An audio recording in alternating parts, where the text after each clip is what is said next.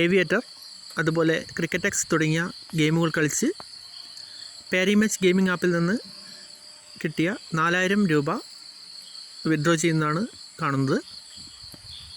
അപ്പോൾ നമ്മുടെ അക്കൗണ്ടിലുള്ളത് 4331 ഗെയിമിംഗ് ആപ്പിൻ്റെ അക്കൗണ്ടിലുള്ളത്. അത് വിത്ഡ്രോ ചെയ്യാൻ വേണ്ടിയിട്ട് ശ്രമിക്കുകയാണ്. IMBS വഴിയാണ് വിത്ഡ്രോ ചെയ്യുന്നത്. അപ്പോൾ അടുത്തതായി വരുന്ന ഇൻ്റർഫേസിൽ നമ്മൾ എന്ത് ചെയ്യാണ്, 4000 ടൈപ്പ് ചെയ്യാണ്. Okay, continue.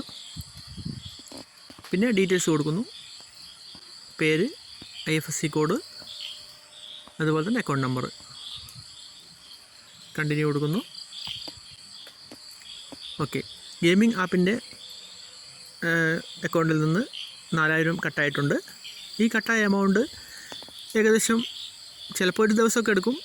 ഈ എമൗണ്ട് കയറിയത് ഒരു 5-6 മണിക്കൂർ കൊണ്ടാണ് ഈ എമൗണ്ട് എൻ്റെ അക്കൗണ്ടിലേക്ക് ക്രെഡിറ്റ് ആയത്. ബാക്കി ഉണ്ടായിരുന്ന 331 സ്പോട്ടിൽ പോയി.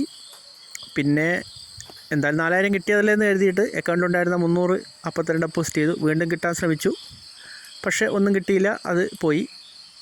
പിന്നെ അക്കൗണ്ടിൽ ക്രെഡിറ്റ് ആയതിനു ശേഷം, ഈ 4000 ക്രെഡിറ്റ് ആയതിനു ശേഷം ഏകദേശം 200 വെച്ചിട്ടിട്ട് 2000 രൂപയോളം അന്നും പോയി. പിന്നെ മുന്നേ പല പ്രാവശ്യമായിട്ട് കുറച്ച് എമൗണ്ടൊക്കെ പോയിട്ടുണ്ടായിരുന്നു. ഇതാണ് ഗെയിമിങ്ങിൻ്റെ അവസ്ഥ, ഇത്തരം ഗെയിമുകളുടെ അവസ്ഥ എന്നതിൽ കൃത്യമായൊരു ബോധം എല്ലാവർക്കും ഉണ്ടാവണമെന്ന് മാത്രമാണ് പറയാനുള്ളത്. Okay, thank you.